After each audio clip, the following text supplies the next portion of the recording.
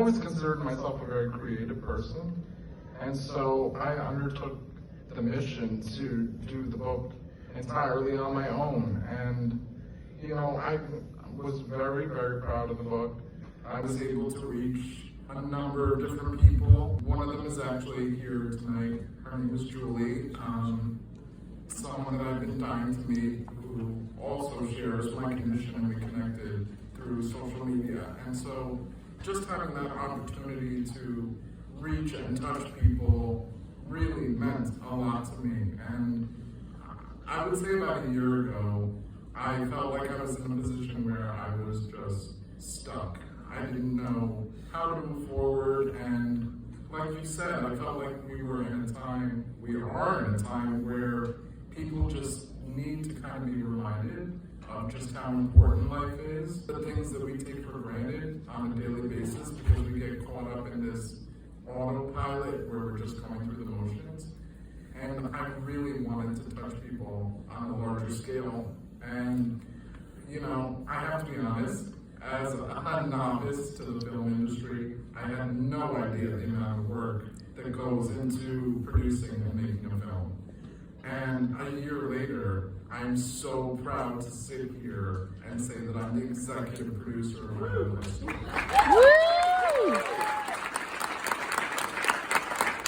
I have to ask, did you do any of the editing? So, I was put in touch with an incredible team, Sugar Beach Digital, choosing everything from the music, the pictures, the way the story was told.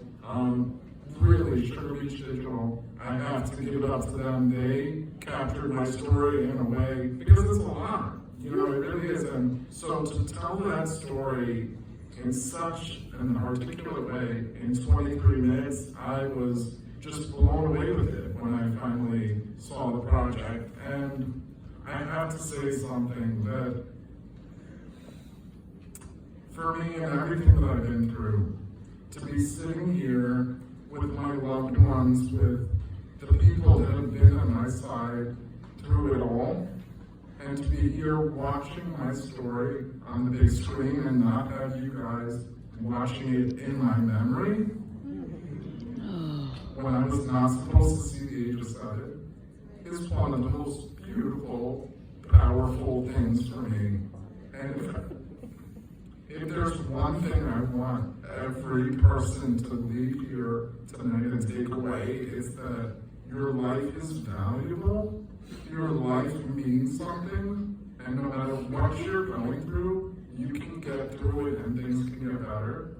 And I just want you to appreciate your life, the things, like I said, that we take for granted, and the loved ones around you that we take for granted. You have to appreciate and realize that life is beautiful and it's important for every single one of us. My life doesn't hold any more value than yours just because of the difficulties and the challenges I face. Every single one of us has our struggles, has our challenges, has our obstacles, but you can get through it. Woo!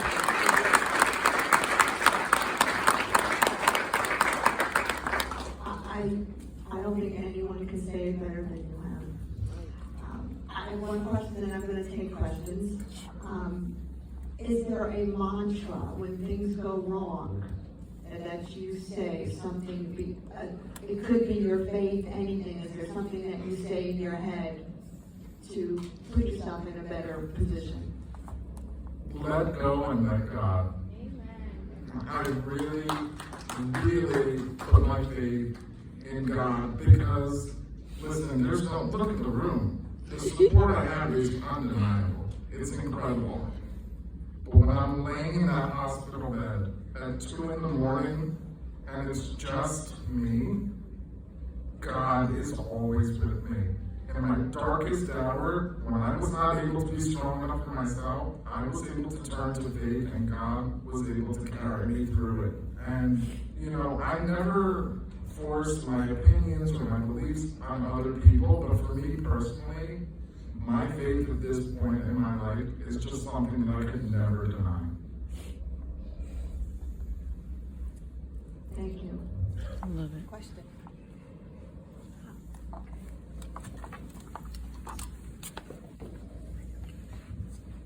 Chris, you're the coach.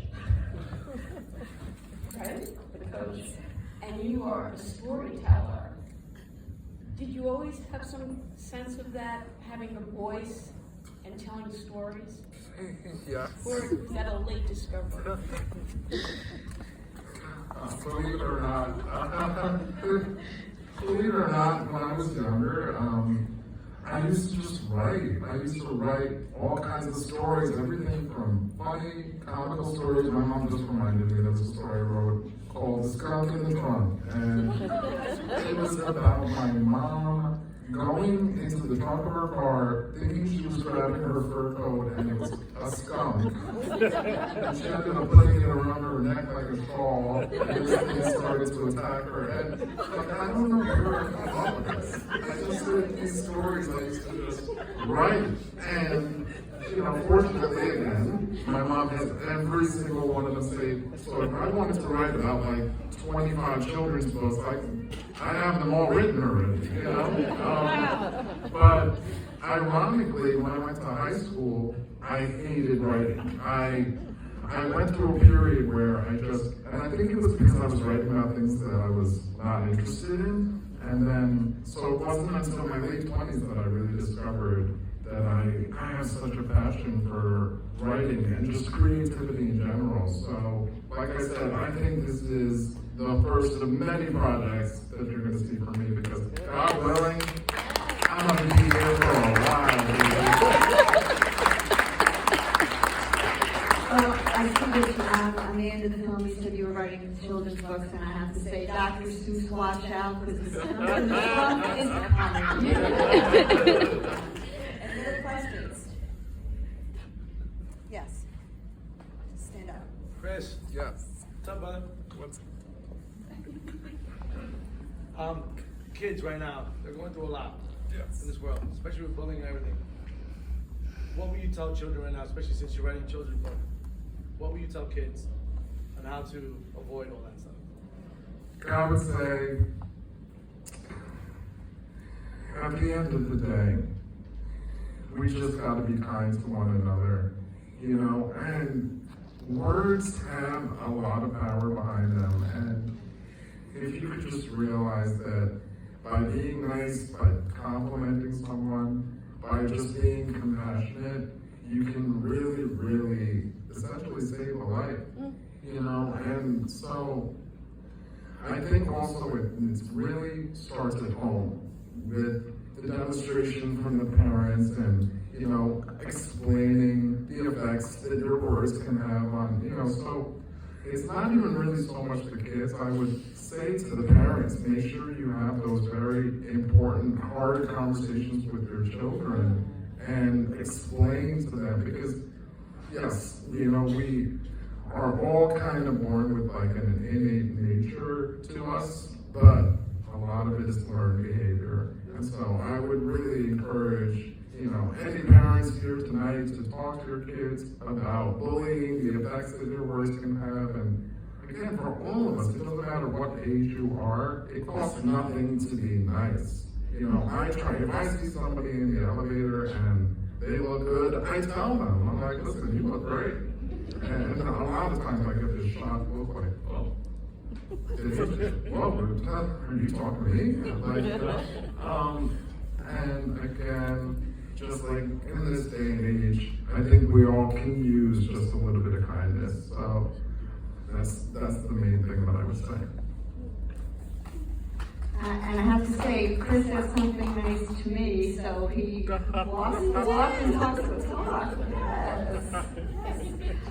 Any other questions? This one. Yes. I was thinking about three college athletes killed themselves this month. Past month. So just girl at JMU this week and some others. And they're looking for an answer. They're looking for, you know, why should I continue? And I was thinking about you and your quest now for providing these words in books and in film. And I was wondering if you've thought about or if you've been approached about becoming a speaker for people, becoming a speaker to engage with them and to try to alleviate some of that pain that other people are causing these people, that puts them in a bad spot, and they say that they're despondent and they have to take their lives. Mom, can you push me over? Thank you. Absolutely. I had started actually speaking at a few schools, grammar schools in particular, and then the pandemic hit and kind of shut everything down. So just as I was kind of embarking on that journey, things kind of came to a halt. But I absolutely would like to speak at any, not even just schools, churches, youth groups. I would love to do a TED Talk. The idea behind the documentary short essentially is because I did not have the funds, like I was listening in the panel. It costs a lot of money to make a film, and that was one of those things that I did not realize.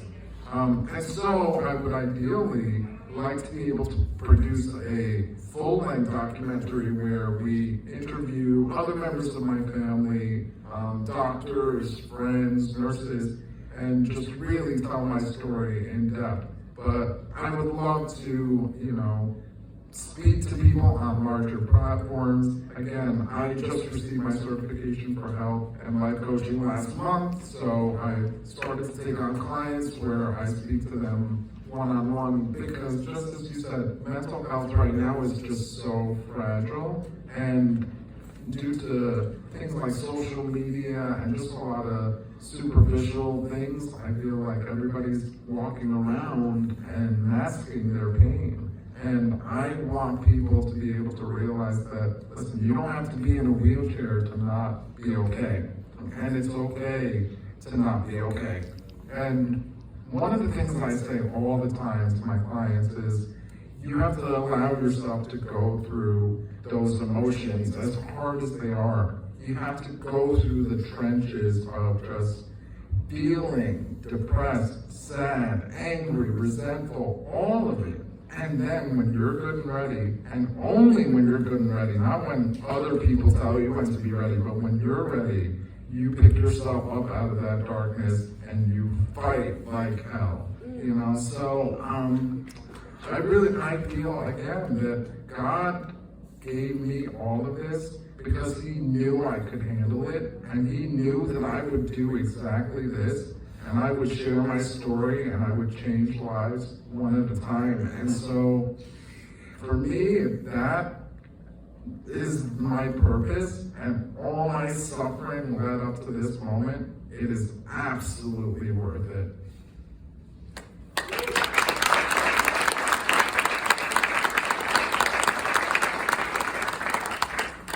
My mom always said that maybe God doesn't give us what we need, but He gives us what we need. We need to rise up to our challenges, and you have done that. I'm going to give you a plug now. Your website is theheartfilm.com, correct? Yes. And you have a crowdfunding going on Yes. for a narrative feature. Everyone write that down. And what is your social?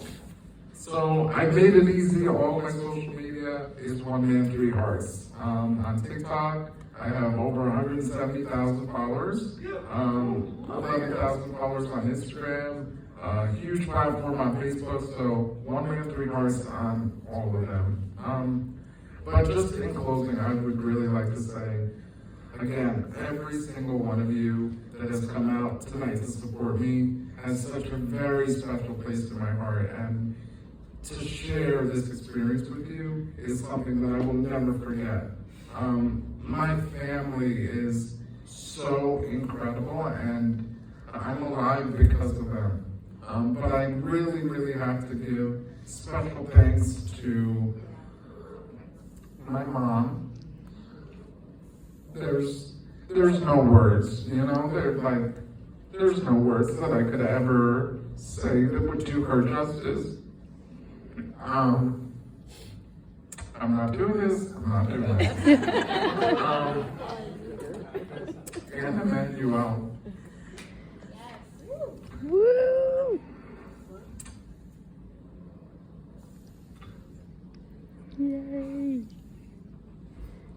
Emmanuel is Christoph's 24-hour caregiver. Emmanuel is Christoph's hands, his legs, his everything. And we prayed a lot, we prayed hard for that special person. And Emmanuel came into our lives last June. He was so blessed.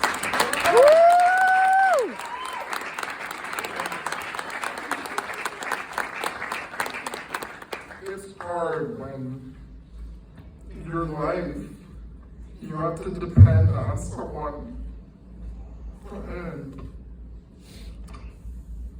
he never makes me feel bad. He never, like, look at me. I look the way I look because of him, you know, and You're doing a darn good job.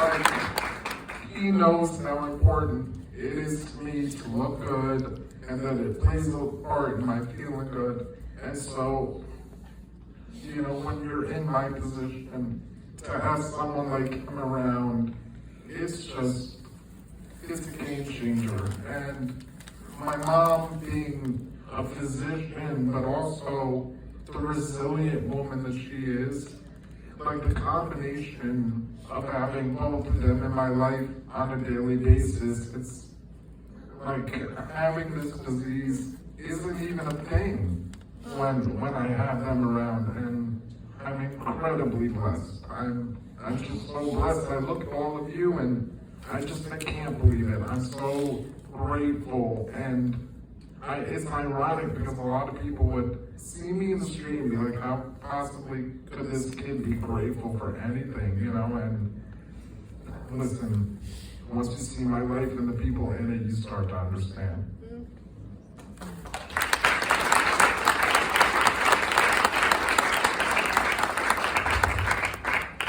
Well, I know how grateful you are, but I think everyone here is grateful that you're here.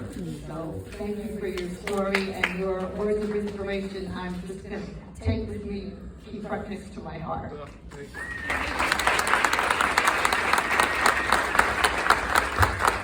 So good. The book, is it out yet? Is your book out? Yes. Oh, great. Oh, I didn't. Yeah. Outside, go and get it.